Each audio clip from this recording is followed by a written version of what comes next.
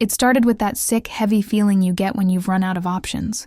My rent was due, my car had coughed its last breath on the side of the road, and my bank balance glared back at me with 2 digits that barely covered gas. I stared at my phone for a long time, thumb hovering over my sister's name. Claire, the golden one.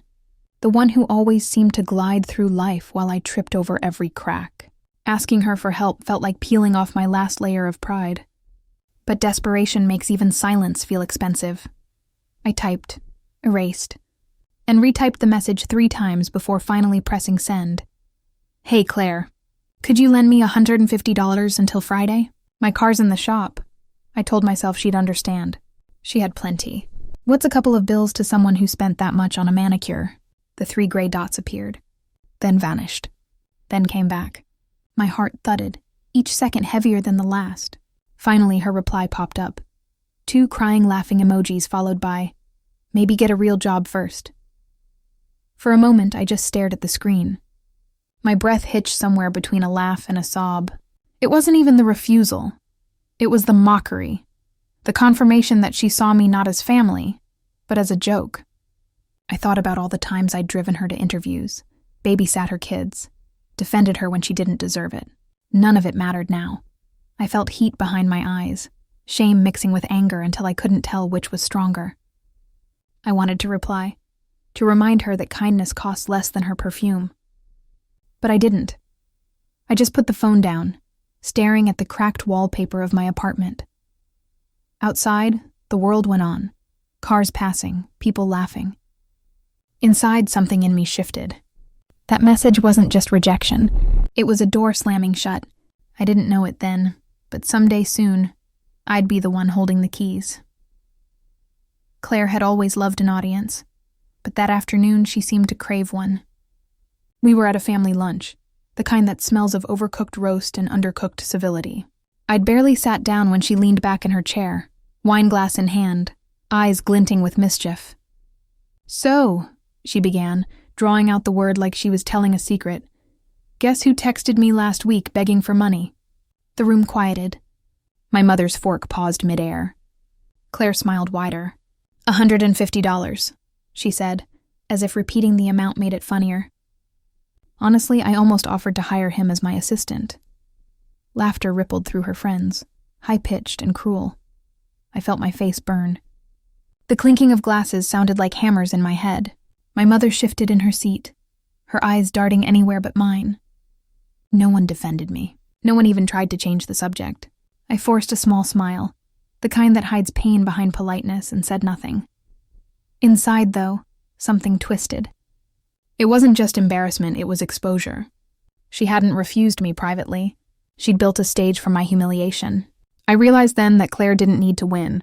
She needed someone to lose, and I had played that part perfectly for years. I picked at my plate, hearing the echo of her laughter long after it stopped. I told myself it didn't matter, that I'd forget it by tomorrow. But the truth was simpler. I would remember that moment forever. Every detail, every smirk, every nervous glance that said, "We're sorry, but we'll stay silent." When dessert came, I excused myself, pretending to have a call. My legs carried me out before my mind caught up. The cool air hit me like mercy. I stood by my car, gripping the handle, swallowing the lump in my throat. She didn't just refuse me, I thought. She needed to humiliate me. And as I started the engine, I made myself a quiet promise, one that settled deep in my chest. Steady and certain, she had no idea what was already in motion. 3 years earlier, before the bills, before the humiliation, I'd spent my mornings in an office that smelled faintly of cedar and old books. Mr. Hawthorne's study was like stepping into another world. Quiet, deliberate, filled with the kind of peace that only people who've made their money honestly seem to possess. I was his assistant, though he never treated me like one. He said titles were for people who needed to feel taller. Claire had laughed when I told her about the job. An assistant to some senile investor. "You'll be making coffee until your hair turns gray," she'd said. I almost believed her, until I realized Mr. Hawthorne never asked for coffee. Only for my opinion. He taught me things that never came from any textbook. How numbers tell stories if you know how to listen. How real wealth isn't about accumulation but stewardship. He'd say, Money reveals who you are when you think no one's watching. I didn't fully understand it then, but those words would become the quiet rhythm beneath everything I did later. Most days, we worked in near silence, interrupted only by the scratching of his pen or his soft humming. Sometimes he'd share pieces of his past, how he'd built and lost fortunes, how loneliness had a way of humbling even the rich. There was sadness in his eyes when he spoke of family, though he never said why. I never pried. Maybe that's why he trusted me. When he passed away, it felt like losing the last person who saw potential in me. The office was empty, his chair tucked neatly under the desk, the world suddenly smaller. I was invited to the will reading, but I couldn't bring myself to go. Sitting in that room, watching people measure his life in assets, it felt wrong. So I stayed home, lit a candle, and thanked him in silence. Then life went on, and I let his memory fade into the background, like an old photograph gathering dust.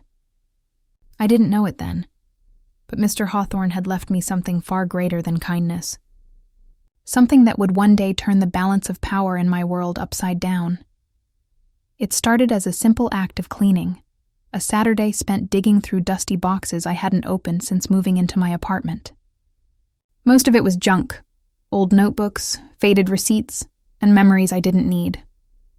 Then, at the bottom of a box marked office stuff, I found it, a sealed envelope with my name written in Mr. Hawthorne's elegant slanted handwriting. My breath caught. I ran my thumb over the wax seal, brittle with time. A faint scent of cedar still clung to it, as if he'd just sealed it yesterday. I remembered the day after his funeral, when his lawyer had called. I'd been too numb to care, too heartbroken to face another reminder that he was gone. So I'd stuffed the envelope away and tried to move on. Now my hands trembled as I tore it open. Inside was a folded letter, written in his familiar looping script, and a set of legal documents. The first line stopped me cold. For the only person who never asked for anything but gave everything. I had to sit down. My chest tightened as I read. The letter spoke of trust, of gratitude, of how he'd seen in me the honesty that so many others had lost chasing power. He wrote that the company he built needed a soul, not another shark. I could hear his voice in every word. Then came the part that didn't make sense at first. You will find attached the documents detailing your controlling share in Hawthorne Consolidated Trust. Controlling share? I blinked, scanning the next page. Notarized signatures, official seals, language so formal it felt unreal. My name appeared over and over, next to phrases like majority stakeholder and executive discretion. My pulse raced. I fumbled for the attached sheet, a summary of assets. The numbers blurred, too large to process. Zeros upon zeros. Accounts, holdings, properties, all under my name. My throat went dry as I whispered the total aloud, as if hearing it would make it real. 4.2 billion. I stared at the page until the letters began to swim. The same me who'd begged for $150, who'd been mocked at lunch, was suddenly holding enough wealth to buy the very world that had humiliated me. And then I saw the balance sheet. The bank didn't look any different that morning. Same marble floors, same faint scent of disinfectant and old money. But as I stepped inside, clutching the letter like proof I wasn't insane, I felt like an imposter. My sneakers squeaked against the polished floor, drawing glances from people in tailored suits. I half expected someone to stop me and ask what I was doing there. At the front desk, I handed the receptionist my documents. She skimmed them, her polite smile faltering for just a second before she whispered something to her earpiece. A few minutes later, a man in a navy suit approached, posture crisp, eyes curious. Ms. Thank you for coming. Please, right this way. His tone had shifted, respectful, cautious, as though he was suddenly aware I didn't belong to the world I'd walked in from. I owned it. In his office, sunlight poured across a glass desk. The manager sat opposite me, typing a few things into his terminal. Then he stopped. Slowly he turned the screen toward me. My name appeared at the top, followed by a number so absurd I thought there must be a mistake. 42,760,000. I stared at it, unblinking.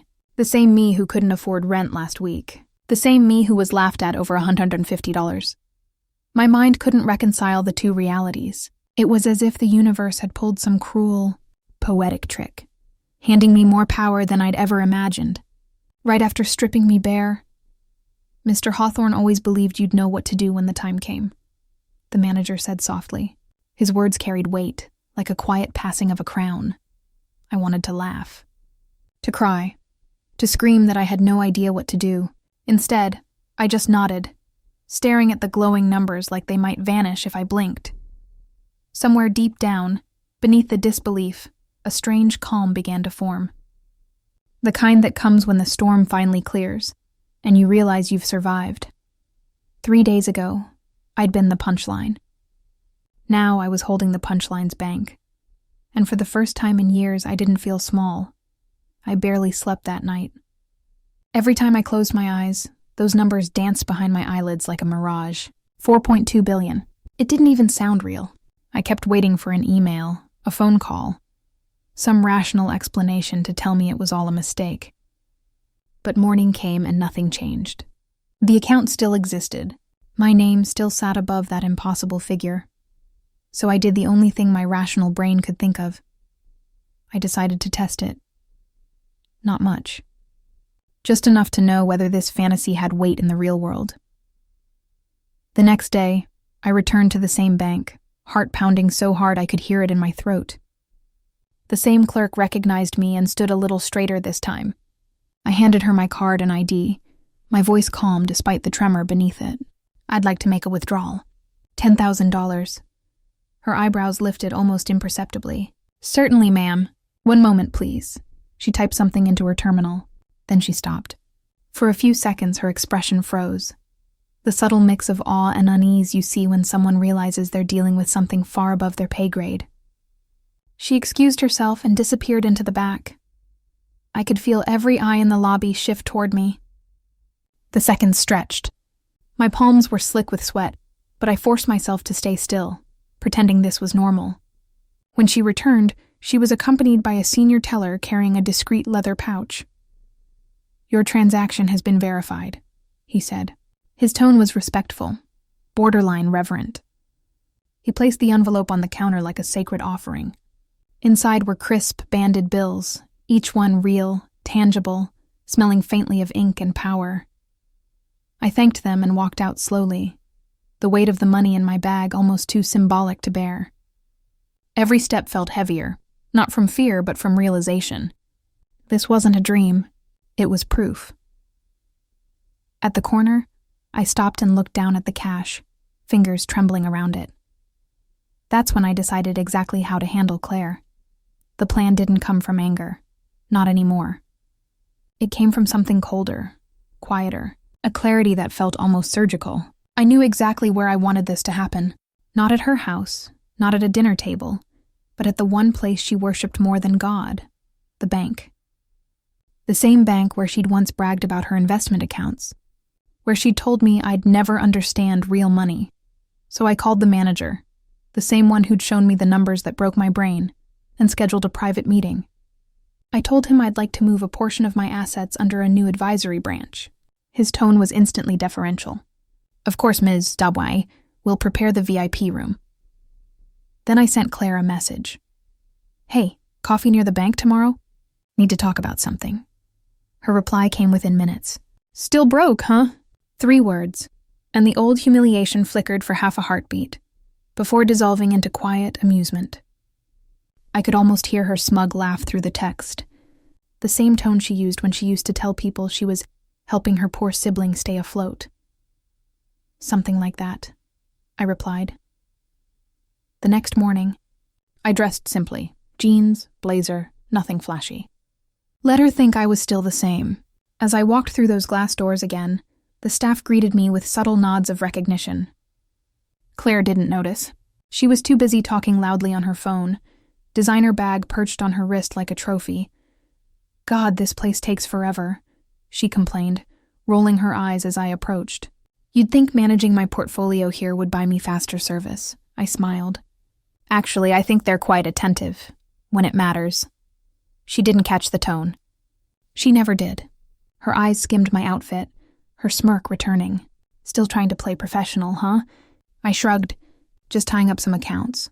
Thought you might want to tag along. She laughed. That sharp, dismissive laugh that used to cut me down to size. But this time, it didn't hurt, because she had no idea she was already standing on the stage I'd built for her.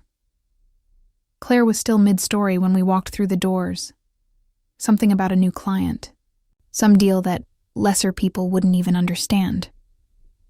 I let her talk. It was easier that way. Her voice filled the marble lobby like it always did, loud enough for strangers to know she mattered. At the reception desk, she barely paused long enough for me to speak. 2 cappuccinos after this, yeah? Don't worry, I'll cover it. I smiled faintly. That won't be necessary. Before she could reply, a sudden stir moved through the staff. Phones rang once, then stopped. A security officer whispered something into his radio. I caught the flicker of recognition in the receptionist's eyes. And then, as if choreographed, 3 senior executives began striding toward us. Claire straightened, assuming the attention was for her. Finally, she said under her breath, adjusting her scarf. But the moment they reached us, the lead manager turned directly to me. Ms. Welcome back, he said, voice rich with respect.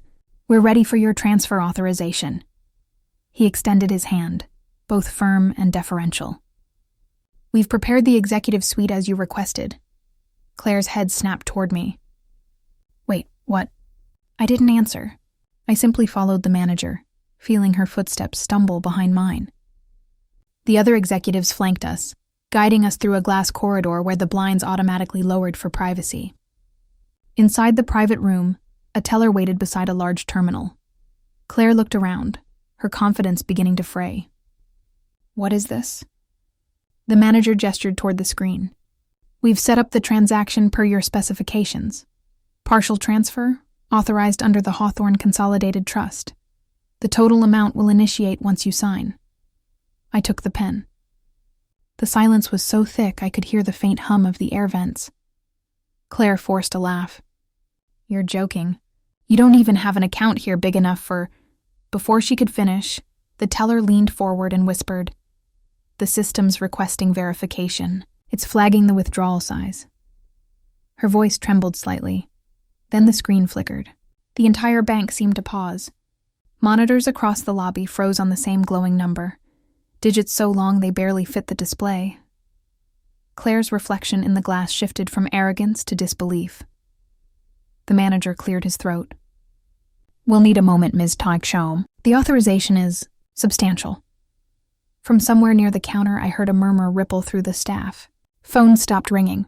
Even the background music faded. The quiet was absolute, like the air had been vacuumed out of the room. I set the pen down gently after signing. The transaction confirmed with a soft chime, and the teller exhaled like she'd been holding her breath for minutes. Claire's voice finally cracked the silence. What did you just do? I looked at her, calm, steady, almost pitying. The transfer, I said simply, and at that exact moment, the entire bank froze, literally and emotionally. For a long moment, no one spoke. The only sound was the soft hum of the servers struggling to process what I'd just authorized. The manager typed something quickly, then looked up, his expression a careful blend of awe and restraint. The whispers began at the edges of the room, soft at first, then spreading like ripples in still water. Is that her account? Hawthorne Consolidated Trust. She's the owner? Claire's face drained of color. Her confident smirk had vanished, replaced by something I'd never seen before. Confusion tangled with fear. She turned toward me, her voice shaky. What's happening? What is this? I didn't rush my answer. I took a slow breath, savoring the quiet weight of the moment. I'm just moving some funds, I said evenly, as though it were the most ordinary thing in the world. The manager cleared his throat delicately. Ms. Buttiu, your authorization has triggered a priority clearance from our upper board. We will ensure full discretion, of course. That last word, discretion, seemed to echo. Claire blinked rapidly, looking around as if the walls might explain what she couldn't process. Every executive in the room now stood a little straighter, deferential, careful. She'd never been ignored in a room like this, until now. Funds? she repeated weakly. What kind of funds? I met her eyes, holding her gaze. The kind you don't laugh at. Her lips parted, but no sound came out. The silence thickened, heavy and almost sacred. Even the bank employees seemed frozen in place, unsure whether to look away or witness what was unfolding. I leaned closer, my tone soft but steady. Next time someone asks for $150, don't assume they need it. Her jaw trembled, but she didn't respond. For once, she couldn't. The manager coughed lightly, breaking the spell. Will there be anything else, Ms. I smiled faintly. No, that'll do for now. When I turned toward the exit, every head lowered slightly, not out of fear but respect. The kind reserved for those who didn't just have power, but owned the room without demanding it. Behind me, Claire stood motionless. I didn't have to look back to know she was shaking. Not from anger this time, but from the realization that her world had just shifted, and I was the fault line beneath it. The silence followed me out the door, long after the marble floor stopped echoing my footsteps. But I wasn't done yet. 3 days later, I sat at the same dining table where Claire once joked about my $150 request. Everything looked the same: the polished cutlery, the overcooked roast, the forced laughter that always hid judgment underneath. But something had changed, something no one could name yet. Claire arrived late, as usual. Her perfume entered the room before she did, heavy and confident. She wore that same performative smile, the kind that stretched too wide to be real. Sorry, traffic was a nightmare, she said, sliding into her chair. I smiled back. No problem. I'm just glad we're all here. The conversation started safe. Weather, promotions, a new cousin's engagement. Claire spoke the most, of course. She always did, trying to control the air in every room. For a while, I let her have it. I even laughed once or twice, letting her believe the balance had reset. When the plates were cleared, I gently tapped my glass. Before dessert, I said, I wanted to share something important. All eyes turned to me. My mother's brows furrowed. She'd learned to brace for awkward moments when I spoke up. Claire leaned back, swirling her wine, pretending boredom. I recently came into a significant opportunity, I began, something that allows me to give back. Mr. Hawthorne, my old mentor, left behind more than a company. He left a legacy of kindness. So, in his name, I'm establishing a charitable fund. I paused, letting the words settle. It's designed to help people who are mocked for asking. Those who just need a little help, and a little dignity. The silence that followed was exquisite. My mother's lips parted, her eyes glistening. That's beautiful, she whispered. Across the table, Claire's fork stilled. Her knuckles whitened as she stared down at her plate. The faint tremor in her hand betrayed her. I smiled softly. It feels right, giving others what I once needed. For the first time, Claire didn't have a comeback. The mask she'd so carefully worn began to crack, one breath at a time. My mother reached over and touched my hand. Your mentor would be so proud, she said. I nodded. I hope so.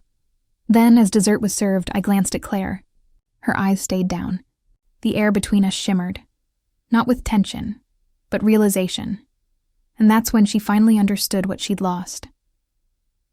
It was almost midnight when my phone buzzed. I was sitting by the window, the city lights reflecting off the glass, a half-finished cup of tea cooling beside me. For a moment I thought about ignoring it, but habit won. I reached for the phone, thumb hesitating when I saw her name. Claire. The message was short. Just a few words, but they landed heavier than I expected. I didn't know. I'm sorry, no punctuation. No bravado. Just a digital whisper from someone who suddenly realized the world no longer revolved around her orbit.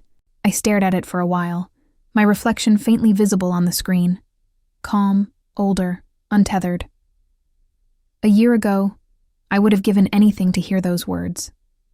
I would have read them over and over, dissecting every syllable, hoping for sincerity, for some kind of sisterly reconnection. But now, they didn't stir anger or joy, only quiet understanding. I typed my reply slowly. It was never about the money, because it wasn't. It was about dignity, respect. the kind of love that doesn't measure worth in dollar signs or family hierarchy. She'd spent her life counting status, while I had learned the hard way to count peace. After I hit send, I stared at the blinking cursor a moment longer, waiting for the 3 dots, the little signal that meant she was trying to explain, justify, maybe beg. But they never came, just silence. I scrolled up once, reading our old messages, years of sharp comments disguised as jokes, guilt wrapped as concern, pride pretending to be care. Each one was a reminder of the person I used to be, small, apologetic, desperate to be enough. Then, with one quiet motion, I pressed mute conversation. The screen dimmed. My chest felt lighter. The world didn't need an audience for closure, and for the first time, neither did I. The days that followed felt strangely quiet. Not the hollow kind of silence that used to hang over my old apartment, but the kind that feels earned, like exhaling after years of holding your breath. The world looked the same, but I didn't move through it the same way anymore. Money didn't make me taller, kinder, or more important. It just removed the noise. The constant scramble to prove my worth to people who never really saw it. For the first time, I didn't owe anyone an explanation, an apology, or a performance. I could simply exist without asking permission. I didn't rush to buy anything extravagant. No new car, no mansion. I kept my same chipped mug, my same morning walk, my same need for quiet. What had shifted wasn't the view from my window. It was the way I looked out of it. When people talk about transformation, they imagine power or luxury.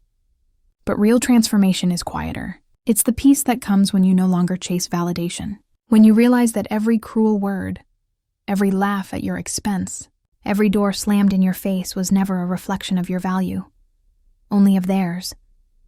Sometimes I think about Claire, about how fragile arrogance looks when it's stripped of certainty. I don't hate her. In some strange way, I'm even grateful. Her cruelty gave me clarity. Her laughter became the echo I rose above. I still visit Mr. Hawthorne's grave once a month. I tell him about the foundation, the people we've helped, and every time I whisper a quiet thank you, not for the money, but for the lesson that came with it. People think wealth changes who you are. It doesn't. It just amplifies who they've always been.